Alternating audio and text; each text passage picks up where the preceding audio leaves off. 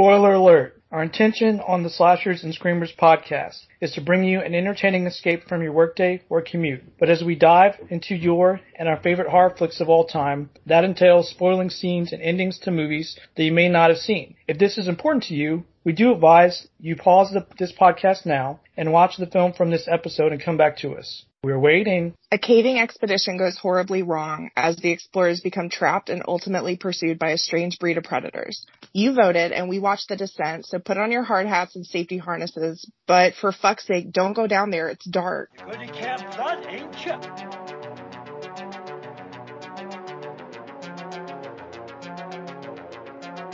I have come here to chew bubblegum and kick ass.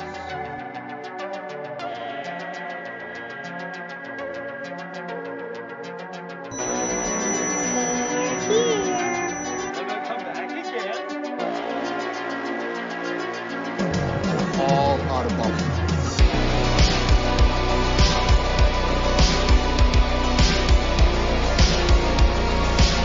Start again? Good.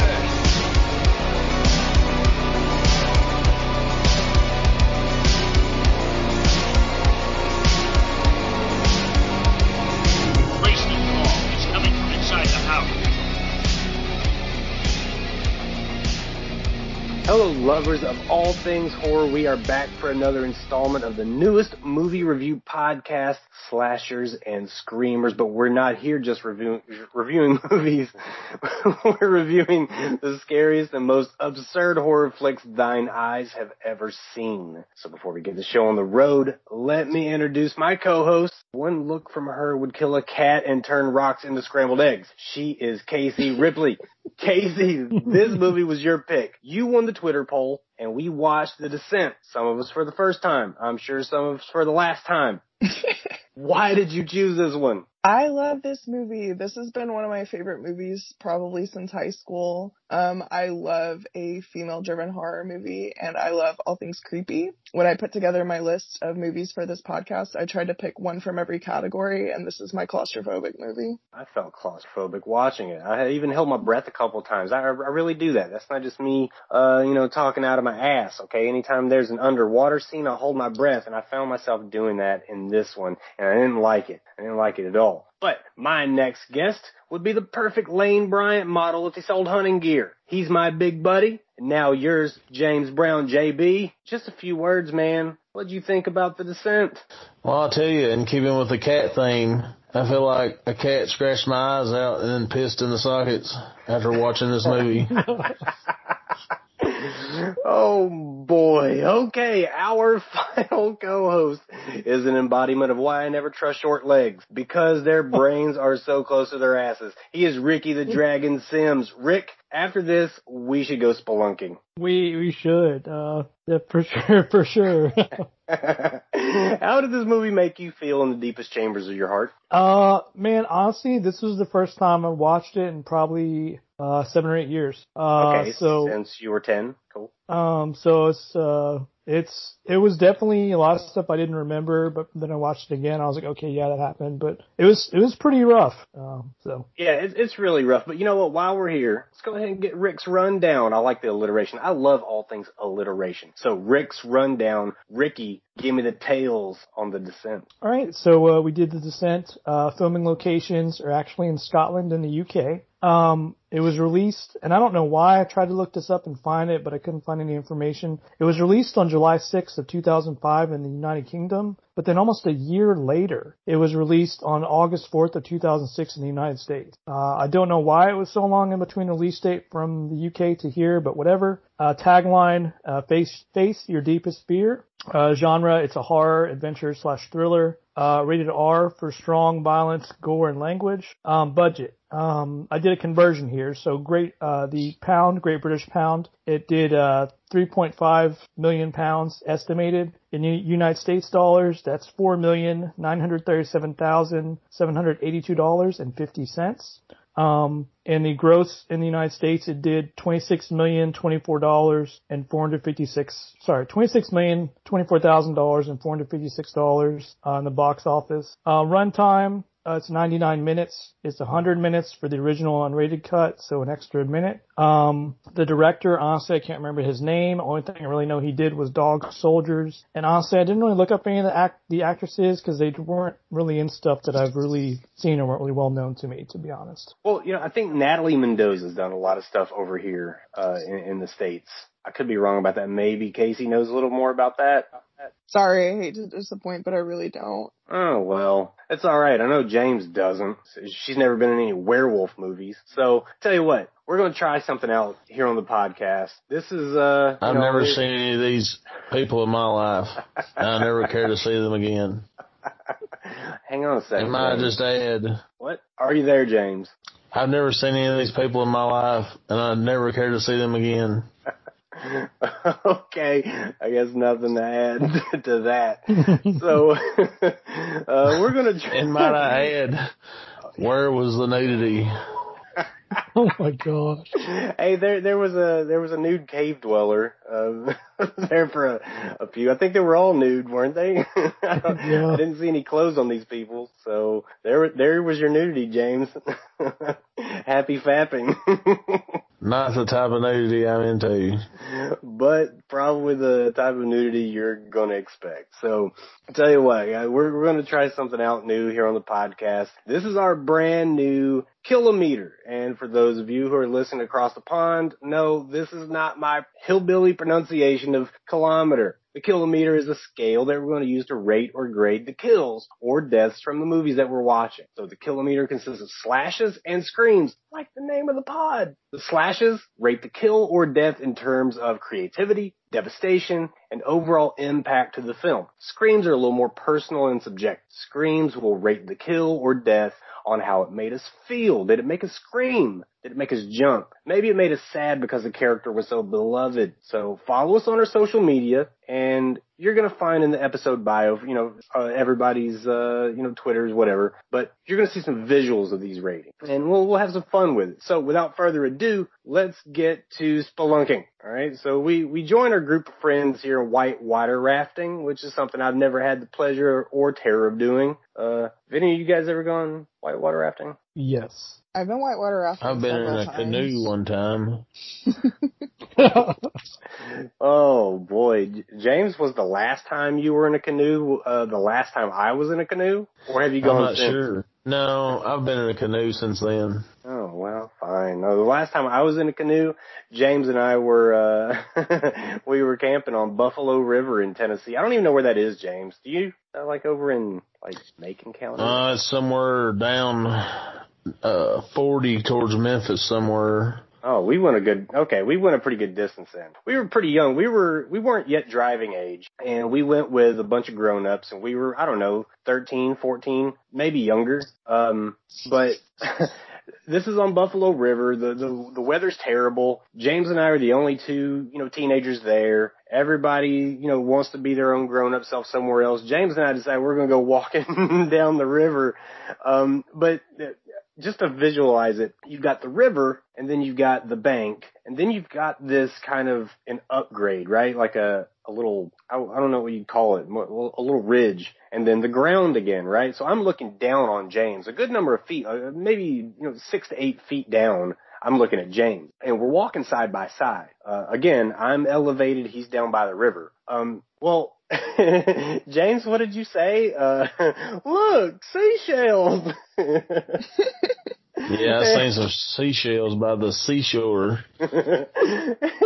And so James, he's picking them up, and I'm looking around. I'm like, yeah, let me see what I got up here. So I bend over and I pick something up, and I hear the grass start to rustle a little bit, but not really rustle, but just, it was rustling, but a little aggressively. I don't know what it is. So I look over, and I see this huge snake coiled up, and before things even register in my mind that I'm about to die, this thing strikes at me, and I pull a Keanu Reeves in The Matrix, and I'm floating for a good 30 to 45 seconds in the air, and I'm just out of the reach of this snake, and when I hit the ground, I turn and I yell, "Snake!" snake!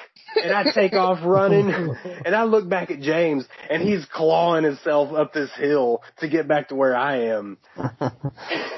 And unbeknownst to me, this son of a large bitch has already seen the snake, did not warn me that he's seen the snake, and he's just, I guess, looking on to see if I'm going to pass away. It was all in slow motion. You are not lying. Every moment of that little interaction happened in slow motion in my mind. I think about it right now, and everything is just this blur of slow movement. Even the snake looked really lazy in my mind. He was just, ugh. But this is a ridiculously true story. Nobody was bitten, obviously. Had I been bitten, I doubt the group we were with would have had the wherewithal to get me any medical attention. One of them probably would have tried to suck the venom out. Well, hey, listen, if we're out in the middle of the wilderness and it's death or suck on my leg, if any of you says no, then we could just end this whole thing right now. Bye. Anyway, I mean, I guess we're setting the tone with this crew that they're, the women in the film, that they're not just a bunch of do-nothing bitches, right? These gals are brave in the wild and the elements on the river, and nothing says that we need no man to help us do shit. We've got this more than this opening. I guess this qualifies as a cold open, right? Yeah. Definitely gives us kind of a view of who we're working with, what we're seeing, the dynamic, as it were. Oh, I like that dynamic. Yeah, it does give us a dynamic, and like none of these gals are the dainty types. None of them are a female version of me. Like scared to get wet. Nope, none of that. But as badass as they are not immune to the temptations that come along with being a badass. Everybody wants a piece. And apparently the significant other of one of the ladies is playing daytime friends and nighttime lovers with another member of the gang. So what do you give for that shit? That's shitty. I mean, I feel like we're gonna get into this on how we feel about a particular character, but I don't fuck around with that. I don't like that at all. I never saw that in this movie.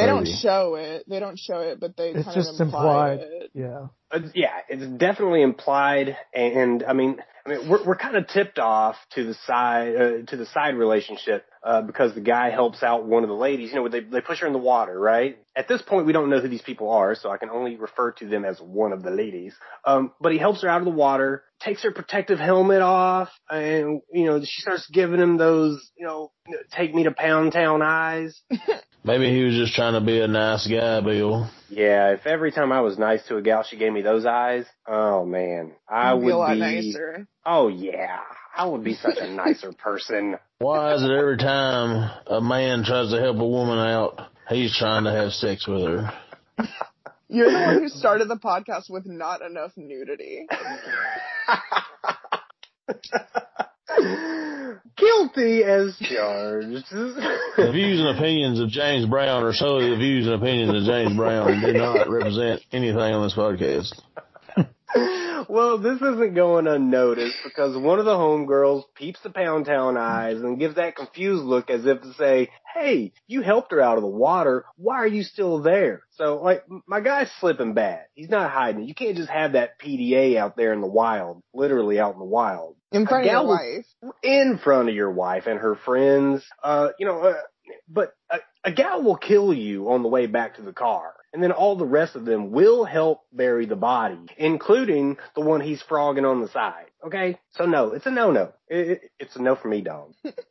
But back in the car, Mr. Pound Town is back with the wife and daughter, and she's none the wiser, right? I mean, she tells him he seems quote-unquote distant, says he's fine, but, before we even really get to hear any more of his bullshit, boom, unexpectedly, they're hit head on as the husband veers into the oncoming lane. So, Rick, this is the first death in the film. Well, let's go ahead and get this kilometer dusted off, man. So break the seal. What's your kilometer score? I'd probably say, it's pretty good. I'd probably say it's probably high 4 or 5 for me. It's pretty good. It's kind of akin to Final Destination kill, but it's pretty solid. So that's on your slasher scale or your slash scale? Yeah. What about the scream scale? Like a 2. I was just like, oh no, like he just got rod impaled through his head. Yeah, I can see that. The devastation was a lot more I guess, well, devastating than how any of the deaths made me feel. We didn't really grow on any of the characters at this point. We're 5 minutes into the movie? Right. And yeah, I mean, it does suck that the little girl, but the little girl's there. And I guess this is going to further explain some of the trauma that mom is feeling later on, right? So we'll get into that later. But what about you guys? James, give me your slash and scream scale on the kilometer. I seen it coming a mile away, Bill. What can you do to make a movie more interesting? Kill the main character's wife and kid. Sorry, husband and kid. Maybe 2 slashes and 1 scream, because I was highly unimpressed. You heartless bastard. Casey, give it to me. So, when we first introduced the concept of the kilometer slashes and screams, I was just doing it for, like, murders, like kills. I didn't rank this one. I can do it off the top, but I just wanted to put it out there. Too sad to think about doing it initially. Probably like a 3 as far as slashes. It did, Rick, remind me of the Final Destination one as well. That also called to me. I'd probably say 2 screams, but I will say I watched this movie with 3 other people, and I watched it with my mom, who had never seen it, and she gasped pretty hard when this happened, so I guess she got pretty surprised. But I would give it probably 2 screams, because that gasp factor and then the fact that a little kid dies kind of pulls at the heartstrings, right? Like James said, makes the main character more interesting. Yeah, definitely. I mean, they were necessary to tell the story. But man, how has that guy survived up to that point in his life if every time he turns his head to the right, he veers into the other lane? And I know she's talked to him in the car before. And didn't she say something to him? Like, didn't he say he was like talking about his absent-mindedness or not paying attention or something right before that? Yeah, she said that, what's wrong? You seem distant. And of course that's not her purposely alluding to it, but that is for us to see that he's got his mind on old Brown Eyes at the river. Okay. So, he says he's fine. He's looking at her and he's veering off into, trying to drive off into outer space, as Casey likes to say. I took that one from you. But our apparent protagonist here awakens in the hospital. And this is where I thought the movie was going to be something it wasn't. Okay, well, she's in the hallway. She wakes up out of her however long coma, and she rips the IV out of her arm like it doesn't even faze her. Because it doesn't. She pushed a person out of her vagina, Rick. She popped those little, not elastic, but the things that stick to you off pretty easily as well. Yeah, no fucks given. Yeah, none. Like, if slashes and screams were fucks, she'd give them 0, because she's got no fucks to give. Okay, so she's in the hallway, though, and the lights start turning off behind her. She's running to stay in the light. And I'm thinking this is some supernatural shit. And I'm wrapping my head around evil spirits at this point, okay? But no, this is just her being out of her head due to the accident, probably. But we can see, once again, the same girl at the river, old Pound Town Eyes. She's off to herself crying as our protagonist is, holding one of her friends, being consoled. But they've all turned out to be okay, except for, the protagonist and Pound Town Eyes. So, who was the friend that was with her? Because Juno was there off in the distance, but who was the friend that Sarah was hugging? Whoa, you're getting ahead of us. We don't know any names right now. Who in the hell's Juno? Juno Temple? Or who is it? We don't know. Okay, now what was your question, though? Now that I'm finished antagonizing you? Who was the girl that she was hugging when the other character was off in the distance? Was that not the one that we would later on know as Beth? I believe that was Beth. Okay. Well, spoiler alert. Beth is, to me, we're going to talk about like the archetypes of the characters, because I think we do have a couple of archetypes in this movie for ensemble cast, I guess if you could say. But I think that was Beth, the best friend.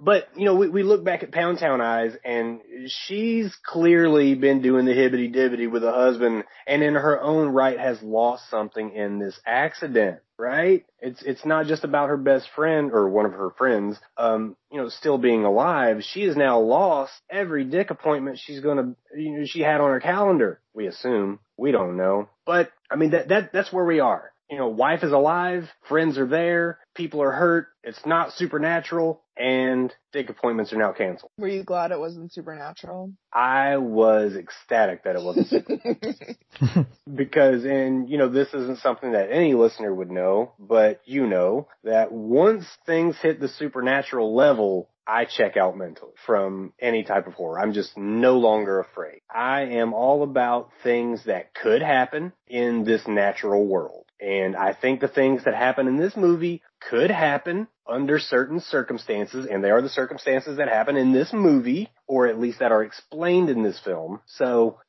it's feasible. Supernatural, to me, in my mind, not feasible. So I lose all fear whatsoever. So fast forward 1 year, though. Fast forward 1 year. And don't you guys love when they do this, though? I mean, I won't say it's lazy storytelling, but there are a few things I want to know. Like, how's the wife coped with the loss? How's the side piece coped? How have they treated each other? I mean, surely they've seen each other in the past year. Or is this meeting the first time that Pound Town Eyes and the wife have seen each other? Well, they kind of allude to the fact that she wasn't really around. Yeah, I was going to say, Casey's right. She wasn't. I mean, I think that was the first time that, the one chick has seen the other one in over a year, I think. So no phone calls, no text, no Facebook, no Instagram. It didn't seem like they had connected very much. I mean, this is 2005, so we're definitely pre-Instagram. Yeah. Are you sure about that? I'm very sure about that. How long has Instagram been around?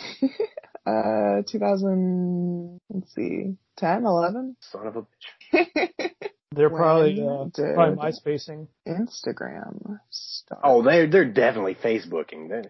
Facebook has been around since. I mean, this is 2005 is probably around the inception of Facebook, right? Probably. Instagram came out in 2010. I looked it up. Well, that's just gross. But yeah, it didn't seem like she had been around a whole lot. And when we get the reintroduction of everybody kind of hanging out at the cabin, of course we've got the new friend Holly, friend of Juno, I believe. But we're reintroducing the girls, and it seems like some of them have kind of hung out and been around each other, but there are a couple that seem a little more distant. So I think we're kind of getting the reacclimation of everybody being together. Okay, well, they're back together, and they want to brave the perils of nature, but this time the trip's it's a little different than, that pussy rafting. But you know what? Pussy rafting. What if pussy rafting was a thing? What would that be like? I'd like to go ahead and venture away from that concept. Well, the concept, I think.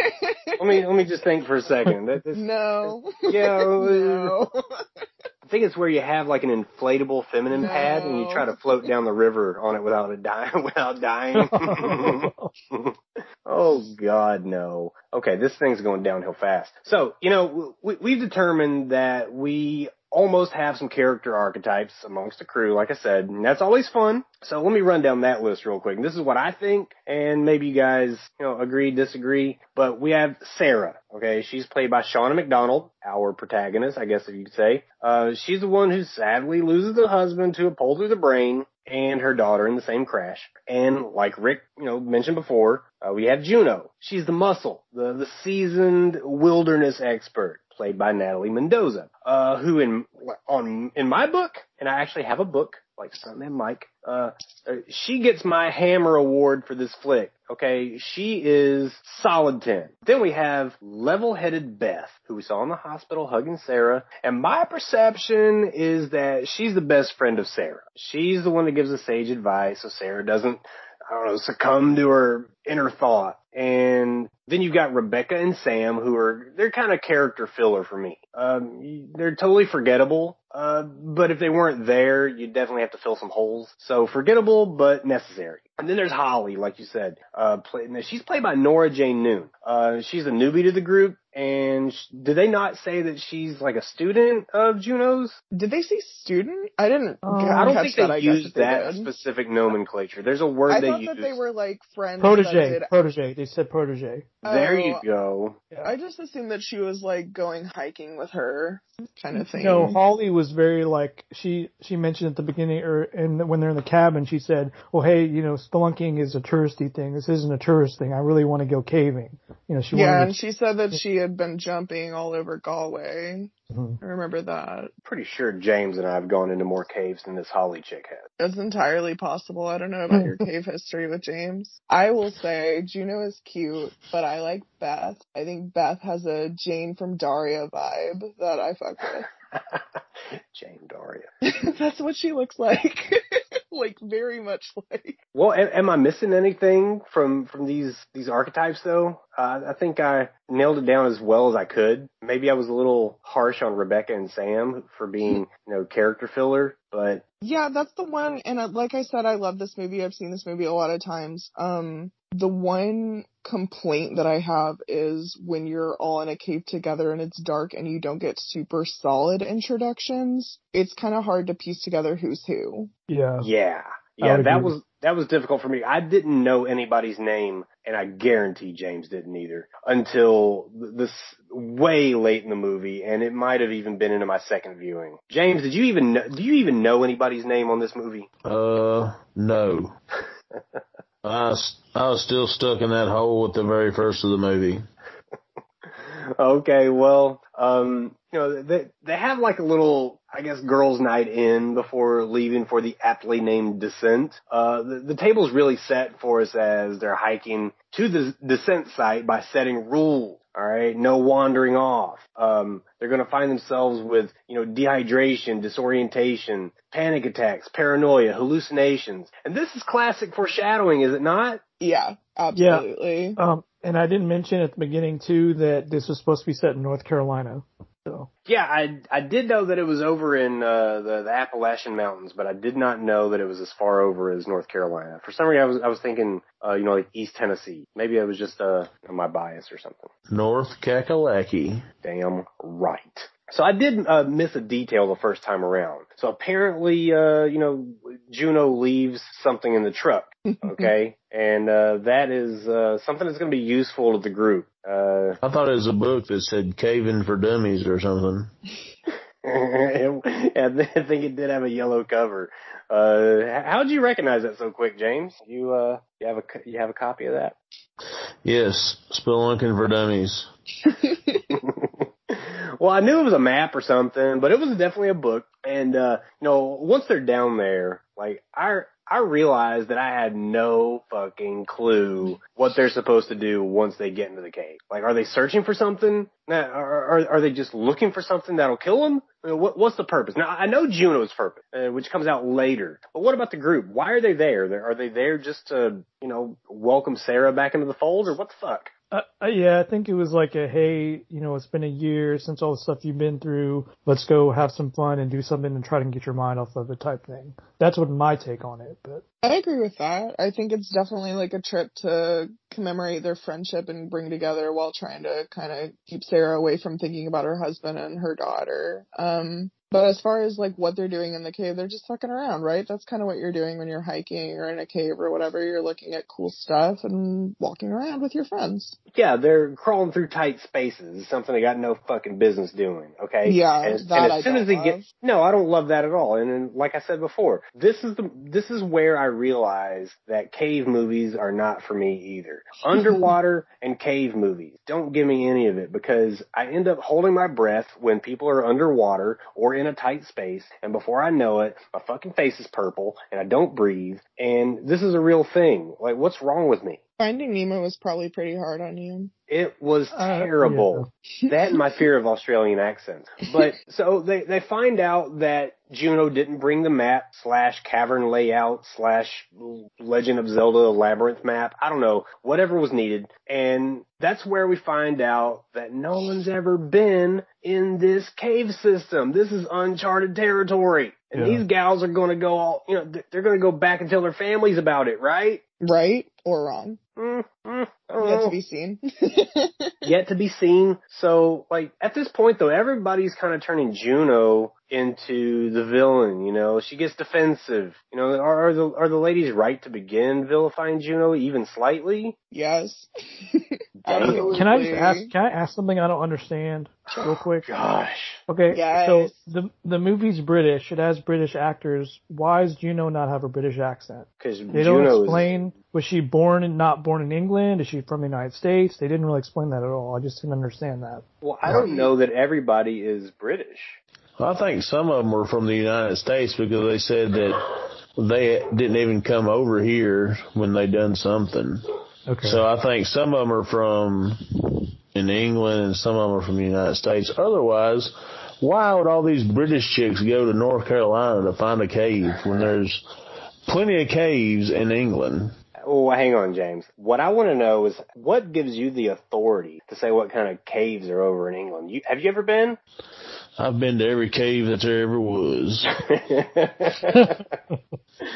Fair enough. Well, you know, I'm not. You know there's caves in England because, you know, it's rocky and hilly over there. What? So there's got to be you caves can't just over put up there. an arbitrary statement like that with no citing. I have no idea what rocks and mountains you're talking about in England. We can all safely say that there's caves in England. We cannot safely say that. England is like the size of Baton Rouge, Louisiana, and there might not be caves there. I'm pretty sure there's a cave in England. Well, it was filmed in Scotland, so maybe that's... Okay, yeah, now that's my There's next thing, definitely though. a cave in Scotland because they found this cave to film in. Well, it's a fake cave, actually. Oh. They built the caves for the movie because, you know, it's pretty precarious trying to do all this stuff, especially with scenes where you have to make it look like the cave is crashing in and stuff. It's so much easier to do that on a set. So the cave is actually built. They weren't in a real one. I don't know. James and I have destroyed more man-made or naturally made wonders off in the, you know, in the woods. I don't think it would be that difficult to destroy a cave. I'm just thinking out loud. Destroy the cave without destroying the actors who you are paying to survive. Well, if you destroy them, you don't have to pay them, do you? You may have to pay out their families, but you're right. You don't have to pay them directly anymore. I could destroy a cave. I know you could, James. And that's why I keep you around in case I ever need a cave destroyed. But, you know, like listening to the accents, I do not have an ear for European accent, okay? But I do know that at least one of these girls has a Scottish accent. That was Holly. Holly's from Scotland. Yeah, see, Not that's all of them are European, though. No, Mendoza, in real life, she was born in Hong Kong and was raised, I can't remember where else. It was not a caves in Hong Kong. I can tell you that for sure. Well, you would be the expert on that, James. Apparently.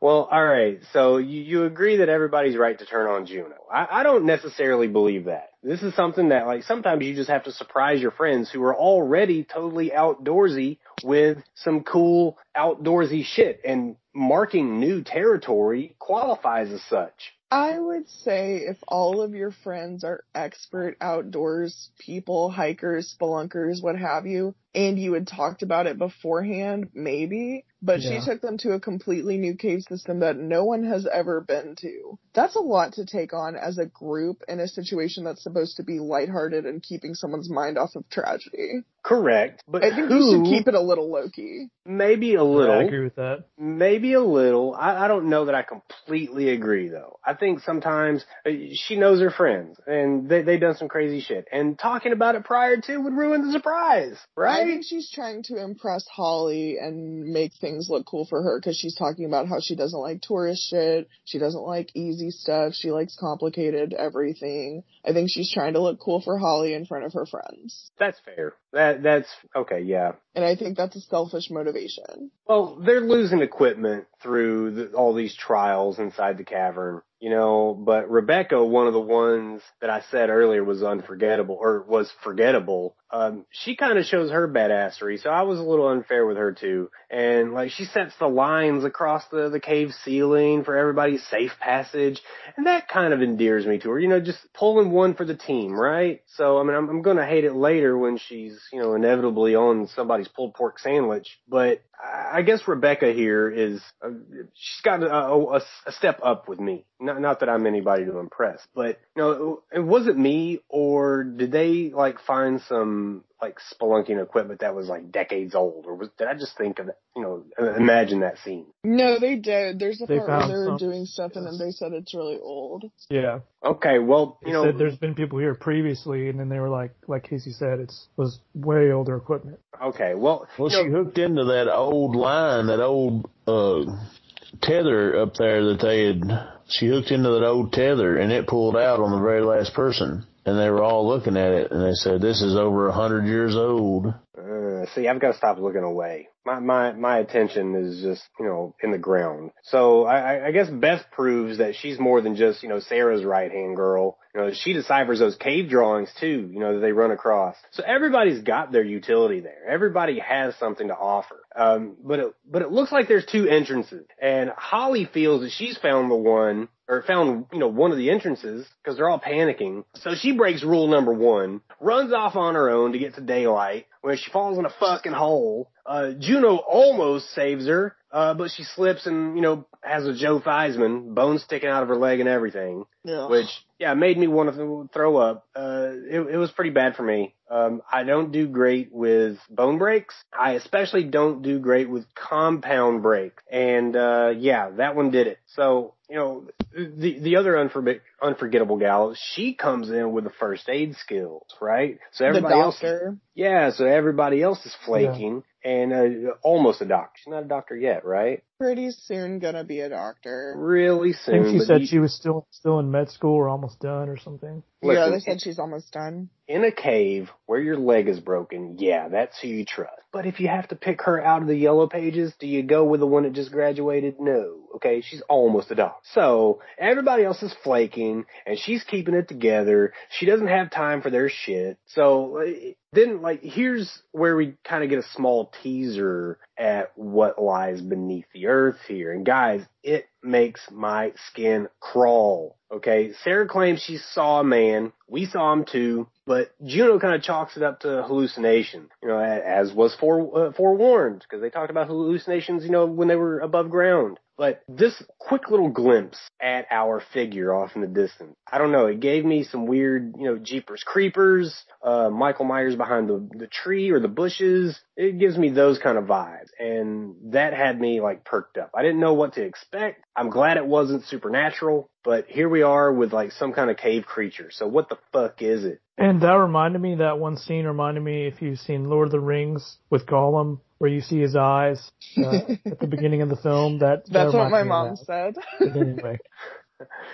Rick, were you watching with Casey's mom on the side, not telling anybody? I was not. Okay, well, seems like you guys are having the same ideas. We need to get Casey's mom on the podcast one time. That's what we're gonna do. We're gonna get her opinions. She's our biggest fan, so. Really? Hi, Mom. Hi. What's up? Hi, Casey's mom. So I think the creatures that we're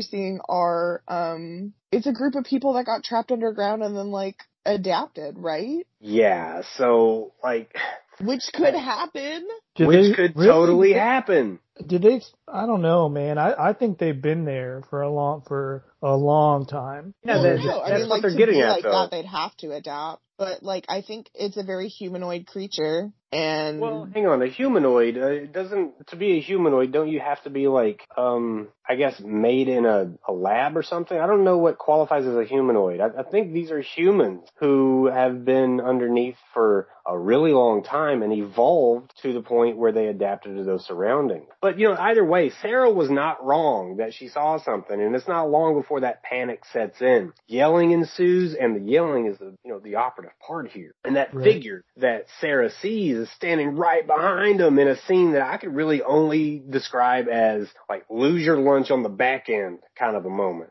okay? My eyebrows raised to the point where they were actually off my face, hovering above my head like an old cartoon. And it fucked me up. So, I wasn't expecting it I guess that early in the movie. At this point, we're not even halfway through, right? So I don't expect to see the creatures until much later, but there they are. And this is the scene where we formally lose Holly. We thought we'd lost her, but she'd just fallen.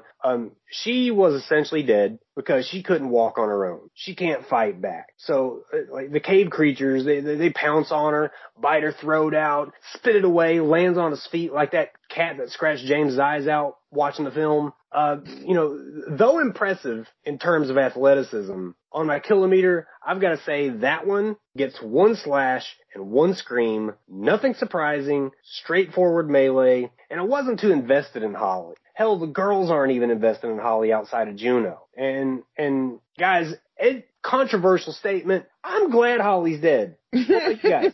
I think it's very much like a righteous death because she had immediately fucked up on the very few rules they were given. I also, let me go to my rankings. I did 2 slashes and 1 scream because it's not a surprise. It's a horror movie. Someone has to be the first to go, and she was already severely injured. The scene where they're tearing her apart is something to be beheld, though. Ricky? I'd say it's a 1 and a 1. I expected it, and at the same time, I think I'm not really going to miss her because she was eager to go into that situation, eager to go caving. She wanted a challenge, and then, her luck caught up with her, so to speak. JB, what say you? I say it's about damn time. So you're not a fan of Holly either? 1 and 1. I already know who Holly is. The short-haired girl? Yeah, spiky hair. Yeah. Looks like Yeah, Miss she had Peggy to from go. elementary school. Yeah, she had to go. Agreed. 1 and 1. There's 3 of us with 1 and 1. Casey, you had 2 and 1. Yeah, this was not, nothing impressive. She had to go. We can't just watch our characters carrying this body around all movie long. She had to go. So, moving on, the next thing we see is likely the best fight, or at least the most action-packed of the night. Juno, our badass, who is kind of responsible for the pickle they found themselves in, but a badass nonetheless, gets down and dirty in a scrap with one of these cave creatures. And I'll be goddamned if she doesn't fight herself out of a bad position. Like, that cave creature had her back. Juno scrambles, gets to the top position, and ended the life of this fucking thing, who honestly may be a human, but evolved to his surroundings. We don't know. Are these men? Are these creatures? What say you? I think for the purpose of the podcast, we can call them creatures just to differentiate from the women. I know when I was reading about stuff online, they called them crawlers. See, calling them crawlers makes them non-human to me. But there are some scenes, especially the scene when Juno lays one of them out and he's kind of laid sideways. That looks like man ass that I'm looking at. There's your nudity, James. Yeah, James. Well, I think that there's some sort of humanoid creature. Because that one thing had some eyeballs They've all got eyeballs. when he was sniffing around. Yeah, I think at the same time though, like they developed over time, my opinion is being in there and they developed more of a echolocation similar to bats, so they can't really see very well, but if you make a sound, you're screwed. So, They're really hammering in, by the way, the fact that these things are blind. Like, we get 2 separate moments where we see one of them either really up close and personal with a camera or really up close and personal with one of the girls. And because they're not making movement, they cannot be seen. So it's very much given to us like they are blind. Okay, so rapid fire. Casey, creatures or men? Well, that's not fair, because I think they're men that became creatures. Oh, now you're getting crazy, because that can't happen. Can I go somewhere and just become a creature? No. It's like evolution adaptation over time. Right, but you don't become a creature, you just become the next evolution of man under certain elements, right? Fine, then it's an evolved man. Whatever. JB, creature or man?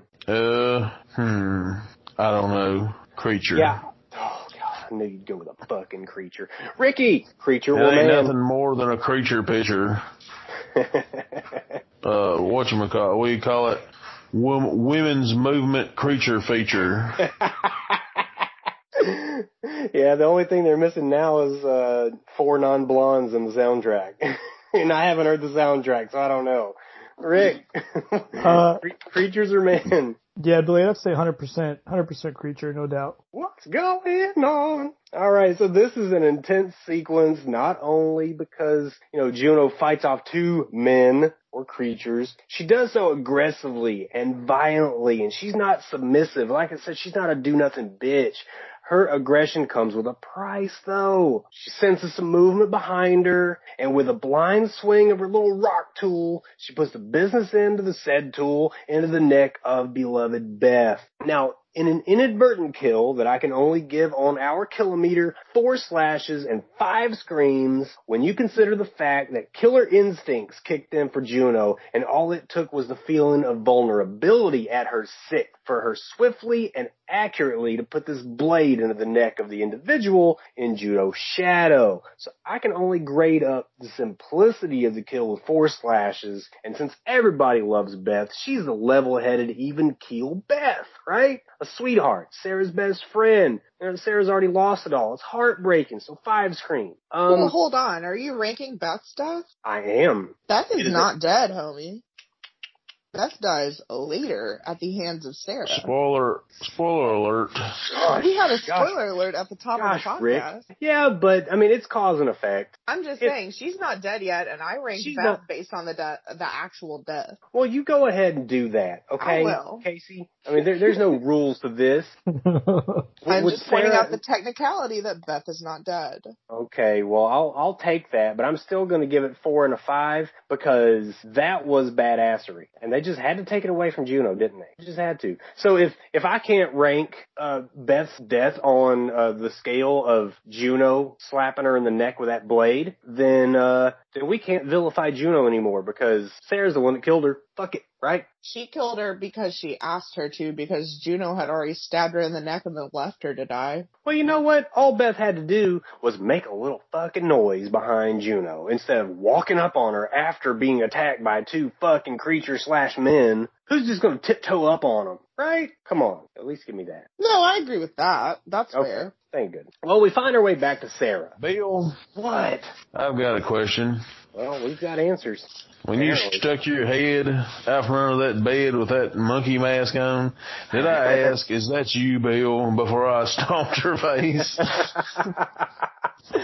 Okay, well, let's go back about, 27, 28 years. And, yes, I was having a sleepover with our dear James one night, and, I found a gorilla mask, put it on, hid under his bed, and waited for those big hairy feet, even as an 8-year-old, to walk through his bedroom. I stuck my head out and I said, "Ah!"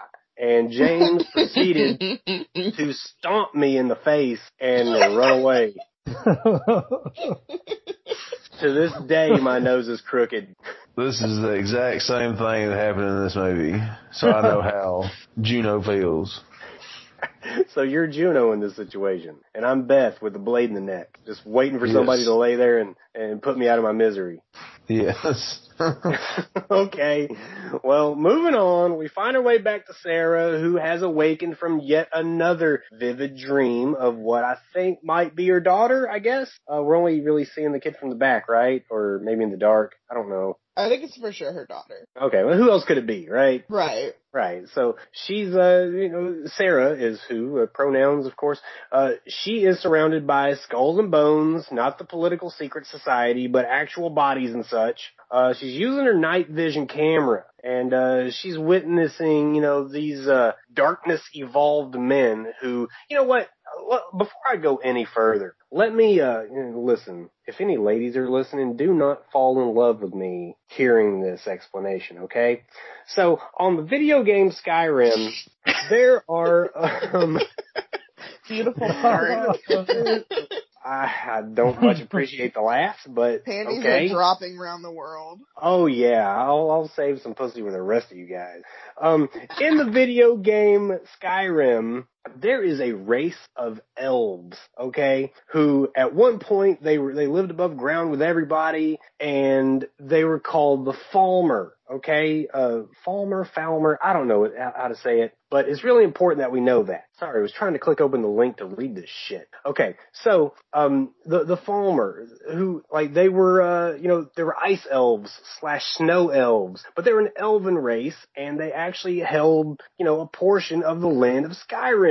But over the years, they had some falling outs and wars with other races of elves who were known as the High Elves. Well, eventually they were driven or fled underground, and they lived there for years and centuries. So they did the same thing here, okay? Over time, they all went blind for one reason or another. They developed super sensitive hearing, super sensitive smelling. They've got the pointed ears because they're elves, and they are nearly a spitting image of what we have here. They walk around the same way. They are a little smaller. They are more like what you would think of as like a short, hobbit type elf. But I mean, they're nearly spitting images. And I just wonder who fucking stole what from whom. When did Skyrim come out? Not until I was in college, so 2011. That pisses me off. I'm pretty sure this movie came out before Skyrim. It did. Skyrim came out November 11th, 2011, so 11/11/11. God damn it. Well, I had a point, and it just went out the window. But like Rick said earlier, and like my mom agreed with, it's kind of a Gollum vibe. Yeah. Like they went underground. I mean, Gollum did it in one step as opposed to like recreating and evolving and stuff. But the idea that I think we all agree on is that they're people that evolved over time, right? Well, apparently not James. A hobbit? He was, yes. He was, yeah, that's my point. Turned mad by the One Ring. Oh God, we're going to get into Yes, James, that's correct. Our Lord of the Rings podcast is later. Join us next week for our next episode on Lord of the Rings. But back to the story though. These fucking Falmer in the cave here they're feasting on the body or bodies on the cave floor. One of which might be Holly. I can't remember. I've lost track of who's dead now. But Sarah, she gasps and is heard by one of the men, the Falmer, the creatures. And here is where we learn that these guys are blind as bats, and they've probably got super sensitive hearing after years and years of cave dwelling. So, like, Casey, Rick, James, we agree that these guys over the years have gotten the super sensitive hearing. My question to you is, why the fuck do they not have super sensitive smelling and can smell the perspiration and breath from these women? I'd like to take a moment and recognize that you just said Rick James, but also, I didn't consider the smell factor, but that's also based on my personal experiences, which is that I don't have a sense of smell. So that's something that I hadn't really thought about. Listen, we did not sign a HIPAA form, and no one that's listening did either. I am openly releasing my medical background. Yeah, we didn't sign that PHI form. Yeah, so we have been, we're now in the personal life of Casey. Casey has no sense of smell. So, she could be roommates to any of us and it would be totally cool. We wouldn't want that for anybody else. There are plenty of other reasons I don't want to be your roommate.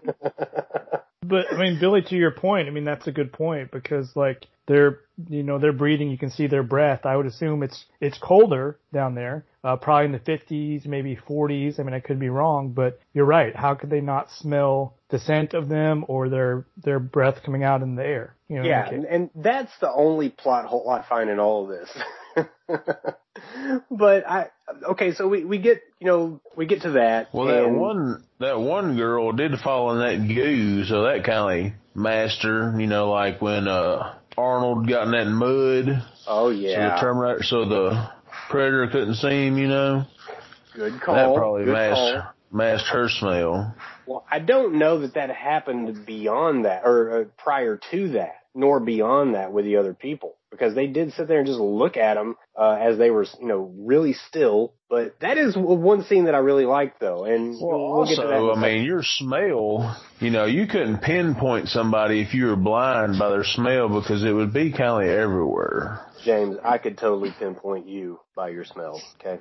Without a doubt. Like, you put me in a room of 1,000 people. Close your eyes and then try to find something in the damn kitchen. By smelling of it.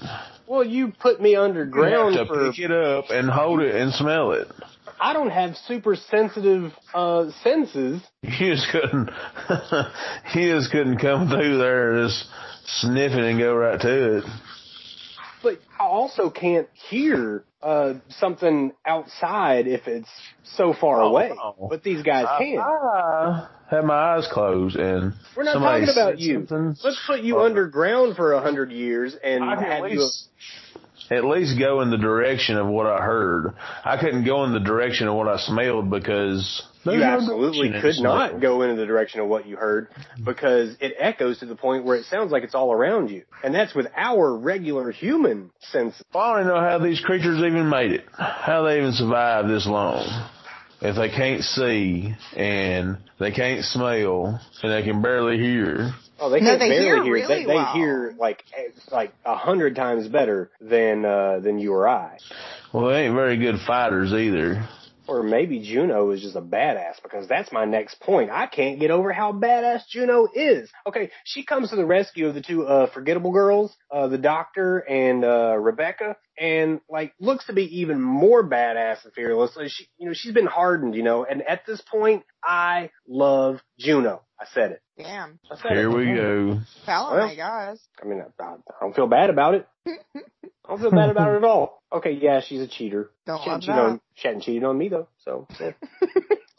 That's the line. That's the deciding ethical line. She never cheated on me. Right. So that's logic to me. I'm not going to try to put logic into an illogical situation, but here's where things start taking even more wrong turn, though. Like, Sarah finds Beth, and she's bloody and dying as a result of the big wound in her neck caused by Juno. And in her weakened, breath, guys, she's telling Sarah that Juno did this to her, which in my mind is kind of true, but I also think Beth is a little biased to the wrong side of the truth here. Do you not agree? I think at the moment I'd be kind of pissed if I were Beth, but also Juno didn't try. I think Beth was a lost cause and there's no way she was going to survive. But Juno also said nothing, did nothing. I don't know. It's kind of weird because there's only so much you can do with all the creatures and everything, but she didn't try and get her any help or anything, unlike Holly where they're shoving the bone back into her leg. Well, I think there's a difference in a broken bone in a leg and a giant gaping hole in your neck where there were no creatures when they fixed the broken leg either. That's a good point. Yeah, that's fair. But do you think to the point, though, when Juno did that and she didn't get help or anything, that just shows that she really doesn't, you're just a commodity. I really don't care, and I'm going to do what I want to do, in a sense? That's possible. But there's also a point where you have to think, okay, is this person about to die? And she obviously was, because if she wasn't, she wouldn't still be laying in the same spot where Juno left her. She was a lost cause, and that does suck. I feel like Juno probably in any other universe would have gone ahead and ended it for Beth. I think she probably should have. She probably should have. I mean, hindsight being 20/20. But, I mean, she was being savagely attacked by one of these Falmer creatures, and, she swung without seeing. It was dark. Who doesn't yell something in that situation? But now Sarah's not only trying to survive these cavemen, she's now also on the hunt for Juno, who, she's been led to believe is all murdery too. So Sarah's got a sick fight in here as well. And this is the one that James was talking about. Probably the most well-known scene in this whole movie, in the pool of bloody water. I guess it's bloody water. It looks a little thick. Look gross. It looked really gross. But, she's covered in crimson from head to toe. She reaches for, one of the Falmer weapons that kind of resembles a fucking T-Rex talon and stabs a creature in the eye, thus killing it. And then shortly after that, she's laying there, dead quiet. She's being stepped on by another one, doesn't even know she's there, putting him to death as well. We see a different Sarah here. She's been through a lot, and she has been hardened, has she not? She's in survival mode right now. Oh, yeah, for sure. I mean, she's in, this is fight or flight in a sense. Yeah, she's not only in survival mode, I think she's also in aggression mode towards Juno. She's planning this from the time she walks away from Beth, and I think. Or at least into the point where she asks Juno, did you see her die? And Juno replies, she lies to her, because that's what she does. And She's you still a liar. Like Juno. I do. Contrarian ass bitch. Yes, I do still like Juno, because this is a situation where sometimes the truth does not benefit anyone. We can talk it out once we hit daylight, but down here, we've got to get out. But she's lying because she knows what she did was wrong. Correct. And that is what sets off Sarah, right? Mm-hmm. So, What I find thoroughly fucked up, though, is that Juno wants to find Sarah in order to get the team out as complete as possible. Yet Sarah wants Juno dead for something that I feel could totally be explained once they exit this pitch black hell. You get to the daylight and it's like, okay, yeah, I killed Beth. It was an accident. I was fighting one of those creatures. Beth comes up behind me. She made no noise. I thought it was another thing. I swung my weapon, caught her in the neck. I'm sorry, but it all happened in a split second. But no, Sarah uses one of my principles. I don't have to outrun the monster. I just have to outrun you. Sarah also now knows that her husband was cheating on her with Juno, which isn't any less of her husband's fault than it is Juno's. Yeah. But it's still fucked up. It's just adding on to the reasons to dislike Juno. God damn it. I'm just saying, you're not going to catch me singing Juno's praises. Yeah, I'm not a big fan of her throughout this film either. Well, we're talking a year down the road. Maybe Juno's grown some. If she hadn't, do you think she would have invited Sarah to this spelunking expedition? Maybe she wants to make it up.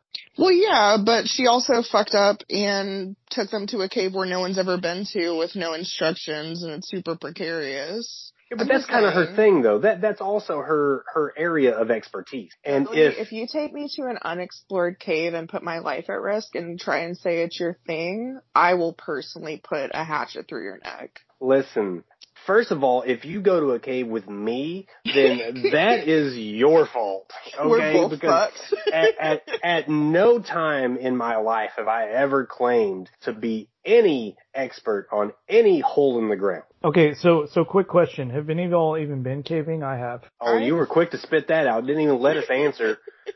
Hey, have you ever done this? I have. God damn it, Rick. You're always wanting to flex your muscles. No, I'm just saying in that situation where you know, there's a point where you turn off all your lights and you can't see shit. It's pretty scary. Yeah, it happens in my room too. It's pretty disorientating, you know, having to work your way around with just a light on your head to find out where you're going. You know, I enjoyed it, but I mean, I was like 13, 14 years old. Yeah, you also didn't run into any Falmer creatures either. Not that we know. Damn, let him tell the story. And, you know, I mean, but I'm just saying that when you're in that situation and you're facing the unknown, I mean, you're going to do things that you thought you wouldn't do. And, you know, maybe in a sense, somebody, Rick? You know, no comments. Is that what you're building up to right now? Are you trying to catch acceptance from us? No, what I'm getting at is just, you know, you're going to do things you wouldn't normally do in a situation when you're stressed. And, you know, maybe Juno's right, maybe she isn't, but... what did you do? What did you do that you didn't think you would do that because of your stress? You drew like dicks on the wall or something? No, I mean, I just didn't think I'd be able to go caving and go through these tight spaces and, you know, all this other stuff. Of course, I'll get your back and now I'm fast, but, you know, but you know, anyway... Well, you know, Rick, I can tell you right now that those tight spaces, I would never in a million years squeeze through. Never. Like, maybe in 2001, maybe when this movie was made. Right now, Dad Bod Billy is not squeezing through any crevices in any cave. But, you know, I killed a man one time in Fat Man Squeeze. I never thought I would see the daylight again. So I just killed him. He was our tour guide, and he was the only guy that knew how to get out, but he I said, felt he had to go. Over there. You can see 7 states, and I just killed him. Okay, guys, let's get to our final thoughts on this film. I guess I'll go first. Like, this has become my conflict, okay? This is no longer about the fight with the creatures. It's become a thing that goes back to the affair between Juno and Sarah's husband. So my thought is this. They're all in this impossible situation with these caves, and there's only 2 of them left. If Sarah doesn't put that wound in Juno's leg, neither one of them gets out alive. They're both dead, and I don't think that Sarah was even considering that as the primary reason she did it, though. Like, Juno didn't kill Sarah's husband, nor her daughter, and her husband made the same choice that Juno did. Would she have killed her husband? I don't know. This is such a tough ending for me. Juno wasn't leaving without Sarah, yet Sarah, in essence, killed Juno. It's just a tough one for me. It's a hard pill to swallow. What say you? I don't know. James, give me your final thought. Juno killed Juno. Oh my God. Are you pulling a Vince McMahon? Yes. But I like that. James is getting all fake deep on us. No, okay? I think that's a good point to be made. All the stuff that He Juno accidentally did comes up. made it, Casey. I like it. Unfortunately, I do too. Juno killed Juno. I don't know. This movie was alright. It wasn't bad, was it? No. I mean, I would say honestly, in a way, she almost deserved it because, Beth in the end, or not Sarah, Sarah in the end, gets that revenge. She hits her, slashed her in the knee, and you hear the creatures, you hear them coming, and, she kind of looks at her and just goes on. I think Sarah's thinking, well, you had sex with my husband, and you cheated on, he cheated on you with you. I think that's her way of saying, well, hey, here's yours too, in a sense. But is death the penalty for that, though? I mean, I'm not saying it's a penalty. I'm just saying maybe that's Sarah's way of saying, hey, screw you. You get what you deserve. The only people in this movie that killed anybody on purpose were those cavemen and Sarah. So let that sink in. Well, the cavemen were just hungry. I mean, they were doing like what they're supposed to do. Yeah, and Sarah was hungry too for revenge. That's what I'm saying, Billy. I think queen. Juno deserves what she got, in my opinion. I think she maybe killed her because she killed that other girl. And that other girl was her friend. Rick, I'm going to put everything I've ever stolen from you back on your office desk. Because everything is a death penalty to you. I mean, Casey, this was your movie. Give us your final thoughts. I could talk about this movie forever, but I won't say that she deserves it. I will say that, there is a righteous sense of something like that happening, especially for Sarah not knowing that what happened with Beth was an accident. I would like to point out that as the one lady on this podcast, that this movie passes the Bechdel test. And for any of our listeners who don't know what that is, or hosts. It is a test in a movie where if there is a conversation between two women that is not about a man, it passes the Bechdel test. And we don't have a lot of horror movies that have a lot of women, especially one where the only male character is less than probably 2 minutes in total. I just think it's interesting to have a horror movie where it's not just one final girl, but instead it's a group of women that are all fighting to survive. I love this movie, and I think it's a lot of fun. Very well said. See, I knew it, Bill. Knew what? Casey, I was going to say you should probably mention the different endings. Okay, yeah. So the ending, if you watched on Hulu, hang on. I'm sorry. Okay. I'm sorry. Hang on. The one thing I want to get in here is that maybe we need to discuss this. Do we want to spoil the alternate ending, the one that if you watched on Hulu you didn't see, or is it just fair game? I mean, they're both pretty different, so... There's an alternate ending? There is an alternate ending. Okay, we don't have to talk about it if you don't want to. I just think it's Yeah. interesting to point out that there is another option, and Right. one that I actually prefer. Well, Yeah, I I would have loved to actually see the other. do like the fact that there's an alternate ending, and knowing the alternate ending, I also prefer it. I definitely think we should talk about it. I guess, James, since you're the one who Isn't there a doesn't second know, one of these? There is a second There one. is a part 2, yes. does it run off the same story, or is it just a completely standalone situation? It runs It's off the kinda same like story. Evil Dead 2. Oh, God, don't start with this. We'll get into that next week. Yeah. Yeah. Well, okay, so just go ahead and spill it. What is the alternate ending from the one that we saw? Okay, so the one that we saw, it ends with Sarah popping Juno in the leg with the axe thing and leaving her for dead. And then she gets out of the cave, crawls out over a giant pile of bones, which is my favorite shot in the movie, is her crawling out. The sideways shot, I love that. But it's her crawling out, running back to the car, getting in, driving away, and then stopping, kind of having like a panic attack, realizing what else happened, and then she looks and she sees what we would assume is a hallucination of Juno. The alternate ending... Isn't that the ending I watched? That is the ending you watched. So that's the Oh. US ending, and that's the one that you'll find on like Hulu That or Amazon passed Prime. the sphincter test. Yep. I guess. So the UK ending, which is the alternate ending, is that happens, but then basically she becomes conscious and realizes that she's still underground and that she hallucinated or imagined getting out. So basically it's just a dream. And then she has a vision of her daughter's birthday cake, and then she realizes that what she's seeing is just her torch. And then you hear the creatures coming in. I kind of prefer that ending as well, guys. Me too. Yeah, me too. I wish I could It's see darker. Well, that's just terrible. James, it's right up your alley. Nobody survived. Somebody's got to make it out. Why? To tell the tale. We saw the tail. We wouldn't have the tale to tell. Nobody would know. Well, before we wrap this thing up, James, it's all on you now, man. Your film won this week's poll, so what are we watching this week going into the next episode of Slashers and Screamers, and why the hell did you pick it? That's right. It's going to be Evil Dead 2. Probably because this is the best movie ever made. And I've watched it about 1,000 times with my dear old daddy. Well, you know, you and I had this conversation. I've included Casey and Rick as well. We had an argument. It was a full-blown argument.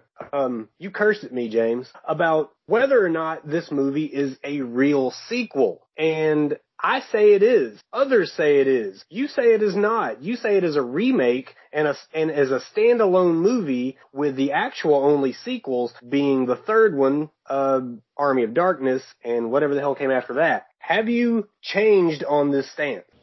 No, I will stand here with this stance.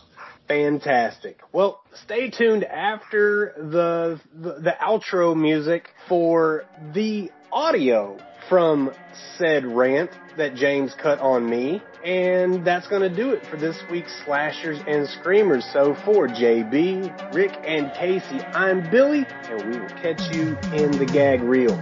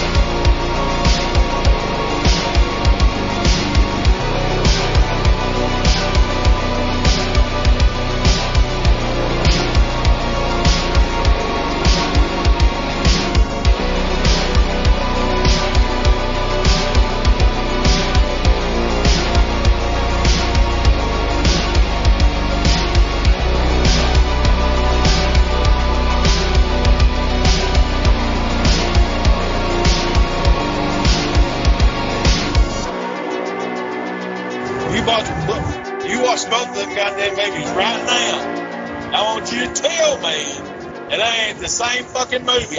It's got 4 characters start out in the first one, okay? Ash, his girlfriend, the other guy, and his girlfriend. They find these tapes. They play them. Fucking monsters show up, okay? They fight them, whatever. Ends Ash fucking laying in the field somewhere in the first one. Okay, second one. It starts out Ash driving up this long-ass road, kind of like The Shining, where they're driving, they shoot that picture of the car. As a matter of fact, I think it's the same fucking car, model and everything. Anyway, it's him and his girlfriend. They get to the cabin. They're going to get some damn party time going, just him and his girlfriend, alone time. Well, they find these tapes. They play them. The fucking Deadites show up again. Well, the daughter of the guy that found the Book of the Dead comes to the cabin along with these other yahoos, and they have to fight off the demons or whatever. But these are two standalone fucking movies. I swear to God they are. They don't fucking mention nothing about nothing from the other fucking movie. And if it did, why would the son of a bitch go back to the same cabin, play the same fucking tapes, and get his same girlfriend, same name, killed again? You tell me that, Bill. You watching both them movies and you fucking sit there with a straight face and tell me that them ain't two standalone movies. And another thing, the damn fucking ass first movie don't even have your introduction to the Book of the Dead and how they found them and the professor that dug them up over somewhere in the Middle East or some shit. That's all in the second movie. So whatever you're reading is wrong. Well, I've seen these movies 1,000,000 times. My daddy made me watch them 100 times. Favorite movie ever. Went to the theaters and saw Army of Darkness because this man thought it was the greatest shit he'd ever seen. So don't you tell me about shit